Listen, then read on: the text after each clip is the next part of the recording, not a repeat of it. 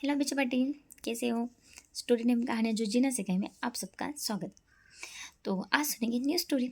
तो आज की स्टोरी हमारी कर्म सिद्धांत 2 है ना। पहले हमने सीमा एक कर्मी का क्या रिजल्ट होता है, अभी ये कर्म सिद्धांत। कर्म एक ही करोगे पर उसके परिणाम सबको होंगे। तो सुनते हैं कहानी। तो एक बार एक व्यक्ति था, उसकी एक अच्छी सी होटल थी और वो होटल में वो अच्छे अच्छे पकवान बना के लोगों को खिलाता था। और अब पकवान बनाने के लिए पकवान की चीज़ें भी लाना पड़ेंगी। तो वो गया बावर बाज़ार में और सब चीज़ें लाने के लिए। तो उसने सब चीज़ें खरीदी और फिर वो गया मांसाहारी के दुकान पे, नॉनवेज की दुकान पे, और वहाँ से ढेर सारा मांस खरीदा।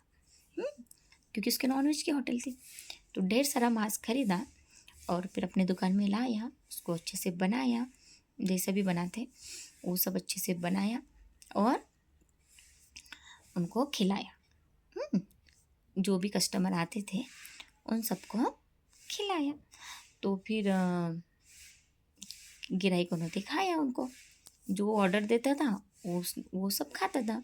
कोई कौन सी चीज़, कोई कौन सी चीज़ ऑर्डर देती, उसके भी अलग अलग होते हैं ना, नॉलेज की भी वेराइटी। कोई क्या क्या बोलता है ये चाहिए, कुछ लेग फ्राई ऐसा कुछ होता है ना अलग सा। तो सब ने अपने अपने ऑर्डर दी और खाया मस्त है। तो वो होटल के मालिक ने, उसने तो सामान ला के दिया, बावर्ची ने उसको बनाया अच्छे से और कस्टमर ने वो सब खाया। अभी देखो घटना हुई, कर्म एक ही, लाना और खाना और खिलाना, है ना। चीज़ें ऐसी हुई।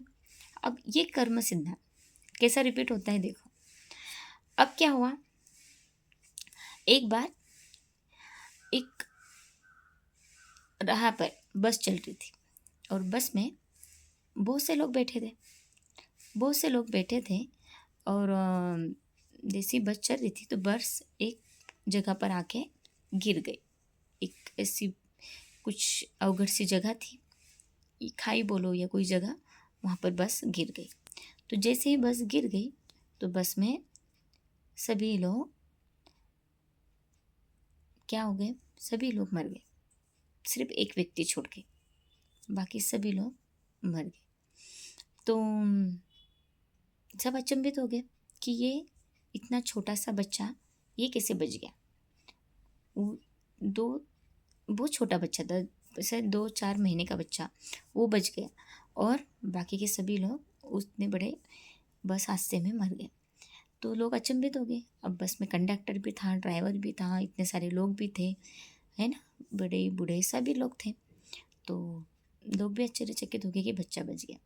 और ऐसे हम भी पूछते कि ऐसे कैसे बच्चा बच गया। तो अभी देखो ये सिद्धांत कर्म का।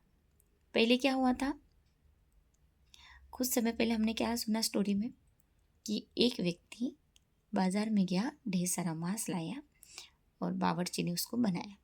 तो जो ड्राइवर था वो कौन था, वो था ड्राइवर। और जो तो मालिक था वो कौन था, कंडक्टर। पैसे तो जमा करने का काम वही कर रहा था ना, तो वो था कंडक्टर। तो वो ड्राइवर और बावर्ची, वो थे ड्राइवर और कंडक्टर, जो मांस लाए भी और मांस बनाया भी और खाया भी और कस्टमर को खिलाया भी। तो जो बस में बाकी के सभी लोग थे वो कौन थे, वो सब लोग यही थे, कस्टमर, जो ये सब नॉनवेज उन्होंने खाया, है ना, सभी को। पर ये सब चीज़ घटी कैसे, इतनी बड़ी बस एकदम से खाई के पास आके कैसे गिरी अचानक।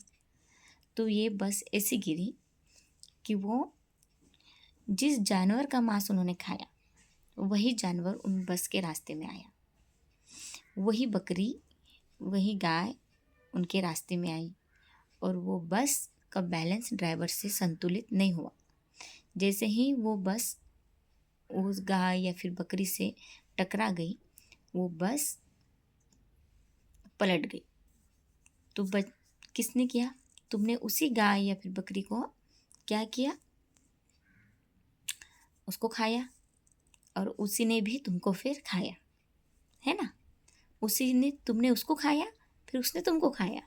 मतलब तुम्हारा कर्म का सिद्धांत तुमको लौटा दिया कि वही प्राणी क्यों, जो तुमने निर्जो समझ के निर्दोष होके उसको खा लिया, बाद में उसी गाय और बकरी ने तुमको भी वही निमित्त बनी ना, कि तुमको भी तुम्हारा कर्म का फल देने के लिए। तो ऐसे तो और वो छोटा सा बच्चा था 2-4 महीने का, वो भी उस होटल में आया था अपने मम्मी पापा के साथ, पर वो तो नहीं खाता है ना, उसको तो दांत ही नहीं होते उस वक्त, तो वो तो उसने अपने माँ का दूध ही पिया होगा, वो क्या खाएगा बेचारा। तो वो बच्चा तो निर्दोष था, ना समझ था, तो वो सिर्फ इतना छोटा सा बच्चा बच गया। बाकी सब जिसने उसको खाया था वो सबको उसने लौटा दिया, है ना। वो सब के सभी उस बस हादसे में मर गए। तो इसलिए भले ही कर्म एक ने किया, पर उसका फल सबको मिला और हम सब उसके भागीदार बने। तो इसको बोलते कर्म के भागीदार।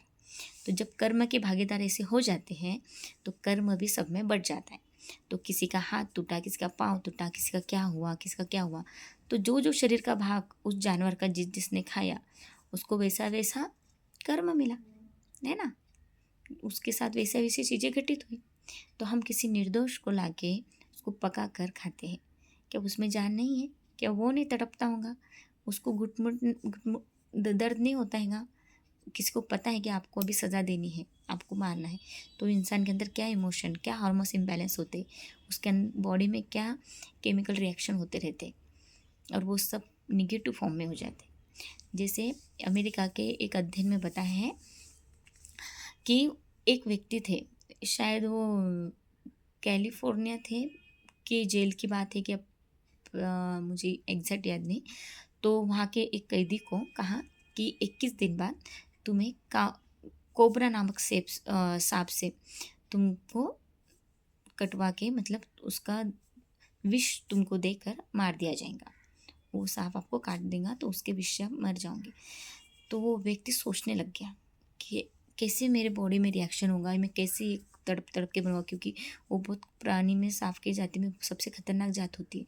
तो वो डर गया और वो वही सोच सोच के रहा। 21 दिन तक उसके दिमाग में वो चीज़ें चलती रही, और जिस दिन वो समय आया वो डरा ही था। और उस दिन उसके आंखों पे पट्टी बांधेगी और एक नॉर्मल सुई से, सिर्फ एक सुई से उसके पैरों पे डिप एकदम से उसको टोचा गया। तो जैसे ही वो निप उसको पैरों में टूच गई तो वो इंसान एकदम से नीचे गिर गया और मर गया। उसके मुंह से फेस भी आने लग गया। पूरा रिएक्शन ऐसा हो रहा था, उसके बॉडी का बता रहा था कि इसको साफ नहीं कटवाया। तो बाद में मेडिकल चेकअप हुआ तो पता चला कि उसके बॉडी में पूरे विष के रसायन थे, और वो विष के रसायन कोबरा सांप काटने के बाद ही होते। वही विष उसके शरीर में पाया गया, जो कोबरा नाम के सांप के अंदर वो विष होता है, वही विष उसके बॉडी में पाया गया।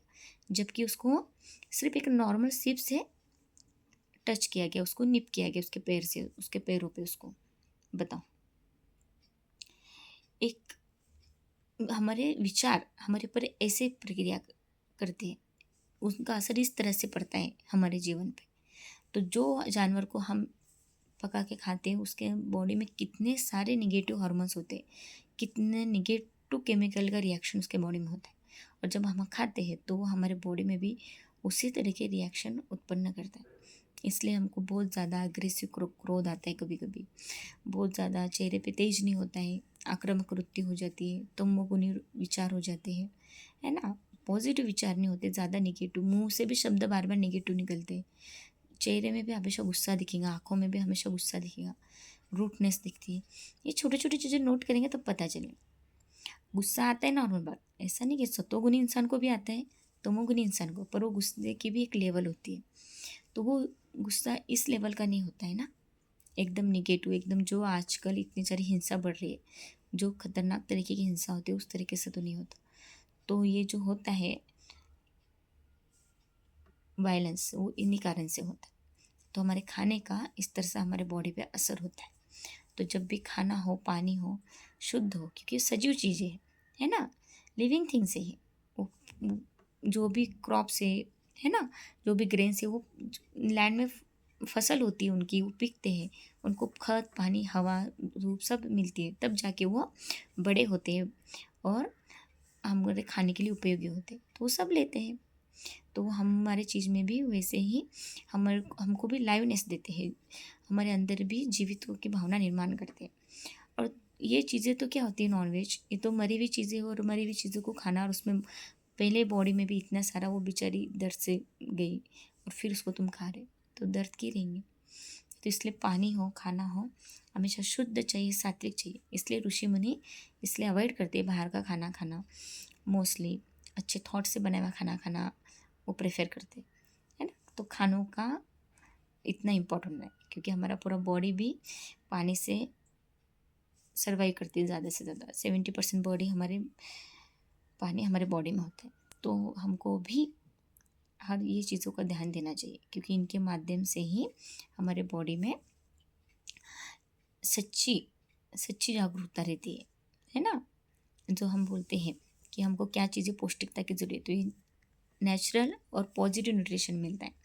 जैसे एक एक्सपेरिमेंट में बताया गया, जब पानी के ऊपर निगेटिव थॉट और पानी का पॉजिटिव थॉट का जो इम्पैक्ट पड़ता है, एक बॉटल में निगेटिव पानी, दोनों बॉटल में नॉर्मल पानी लिया गया, सेम पानी, पर एक बॉटल को हमेशा बोला गया, उसमें जो पानी था वो पानी को हमेशा बोला गया कि आप बहुत अच्छे हो, मेरे शरीर के लिए बहुत उपयोगी हो, आप हमेशा मुझे पोषण देते हो, मुझे हेल्दी रखते हो।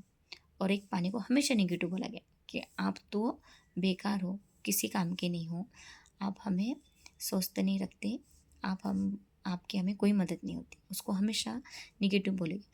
तो 8-10 दिन में उसके ऊपर देखा गया माइक्रोस्कोप से, तो पानी के अंदर एक नेचुरल एक सेल्स होते हैं, पर वो सेल्स को जो पॉजिटिव बोला गया जो बॉटल के पानी को, उसमें डायमंड बनने के, वो सेल्स ने डायमंड का आकार ले लिया। और जो निगेटिव बोला गया जो बॉटल के पानी को, उसमें वो सेल्स ऑटोमेटिक ही टूट गए।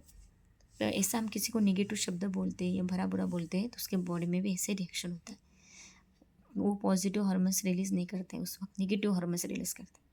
तो इस किसी को बोलते वक्त या कुछ खाते वक्त भी ध्यान रखो। तो हम किसी के जीवन में क्या उपयोगी पड़ते हैं, किस तरीके से, किसको कुछ अच्छा खिलाने पिलाने के माध्यम से, या किसी को अच्छे 2 शब्द बोलने के माध्यम से, या हमारे कर्मों के माध्यम से, तो उसके अंदर अच्छे ही हार्मोन्स रिलीज़ हो, हैप्पी हार्मोन्स रिलीज़ हो, क्योंकि हैप्पी हार्मोन्स में बहुत ज़रूरी है। ठीक है, तो स्टोरी अच्छी लगी तो लाइक शेयर सब्सक्राइब ज़रूर करना, और स्टोरी में की जो चीज़ें अच्छी लगी उनको अमल करना। ठीक है, स्वस्थ रहो, मस्त रहो, बाय।